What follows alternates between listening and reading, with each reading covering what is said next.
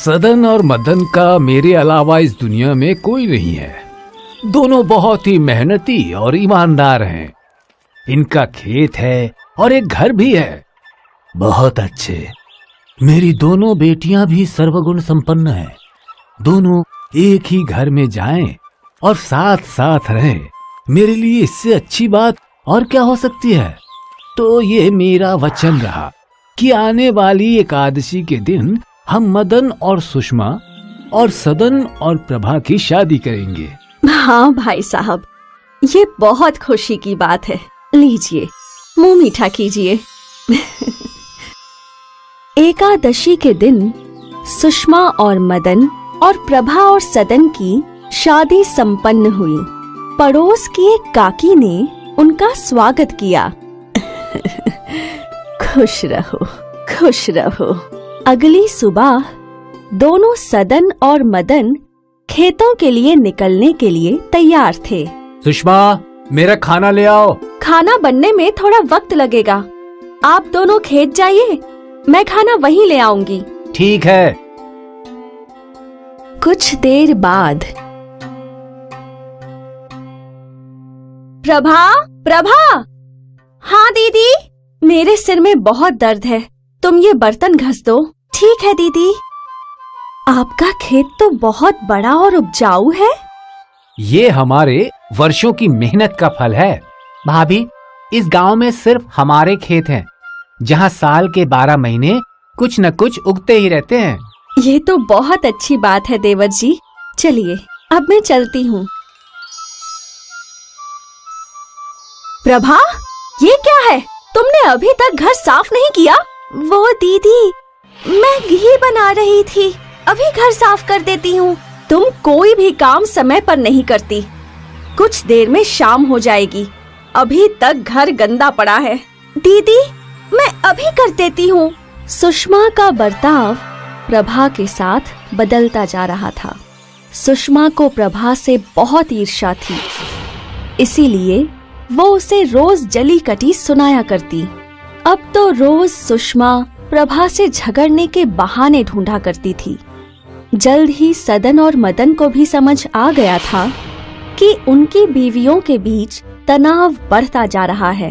एक रात, ए जी, क्या सच में साल के 12 महीने आपके खेतों में फसल उगती है? हाँ, क्यों? ऐसा क्यों पूछ रही हो?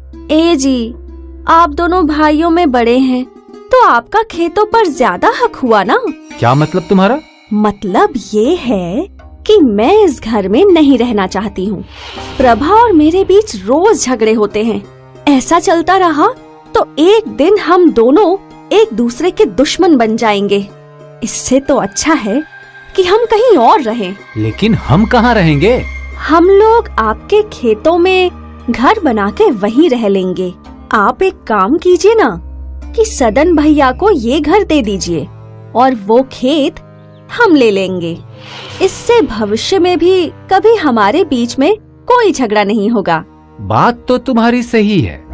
कल इस बारे में मैं सदन से बात करता हूँ। भाई सदन, तुमने हमेशा मेरी बात मानी है। हाँ भैया, आप बड़े हैं तो आपकी बातों को मानना मेरा फर्ज है। आज मैं तुम्हें अपना एक फैसला सुनाने वाला हूँ। जी भैया। ये खेत और घर हम दोनों का है, लेकिन अब हमें बंटवारा करना होगा। ये खेत मैं अपने हिस्से में लूंगा और घर तुम रखो। लेकिन भैया, क्या हम सब साथ नहीं रह सकते जैसे आज तक रहते आए हैं? तुम तो जानते ही हो कि सुषमा और प्रभा रोज किसी न किसी बात को लेकर झगड़ते रहती हैं। इससे तो अच्छा है कि हम बंटवारा कर लें और अलग हो जाए, और भविष्य में हम दोनों में कोई झगड़ा ना हो। इसके लिए ये बहुत जरूरी है कि हम आपसी सहमति से बंटवारा कर लें।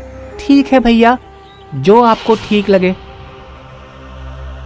पता नहीं भैया ने ऐसा निर्णय क्यों लिया है। जो भी हो, हमें उनकी आज्ञा का पालन करना चाहिए। शायद दीदी को अलग रहने में ही सुख मिले। हो सकता है, लेकिन अब हमारा गुजारा कैसे होगा? खेत तो भैया के हिस्से में आ गए।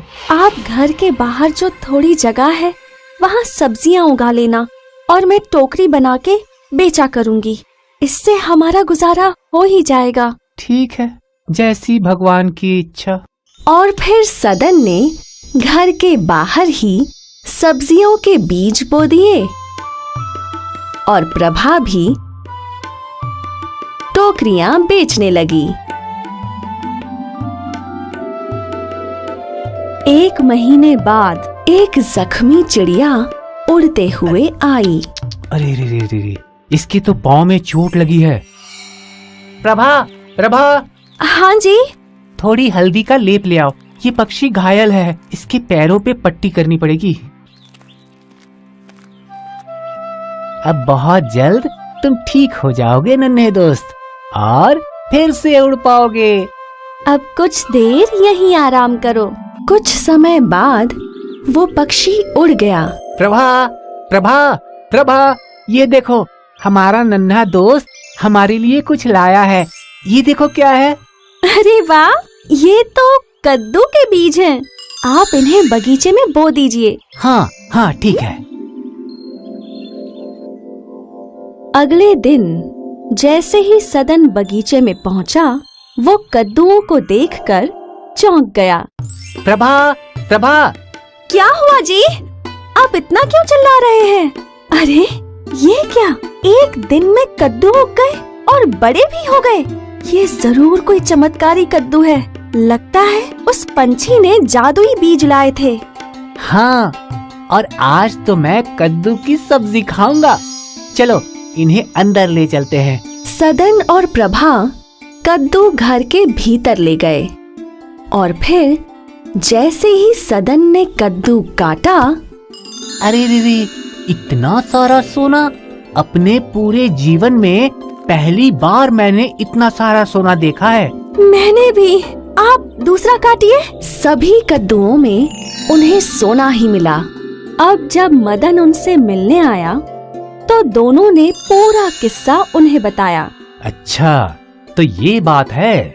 अच्छा है, मैं तुम दोनों के लिए बहुत खुश हूँ। मदन घर आया और उसने ये सब सुषमा को बताया। अच्छा, तो इसीलिए वो इतने अमीर हो गए। अच्छा है ना?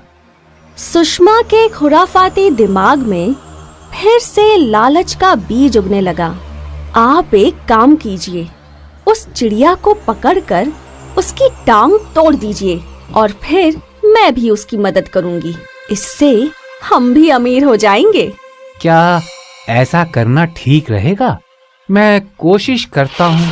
मदन ने उस चिड़िया को दबोच लिया और उसकी टांग तोड़ दी और फिर सुषमा ने उस पर पट्टी की। पंछी फिर उड़ गया और अगले दिन उस पंछी ने उन्हें एक बक्सा दे दिया। इसमें भी कद्दू के बीज ही थे। उन्होंने कद्दू बोए और एक ही दिन में वो उग गए। अगले दिन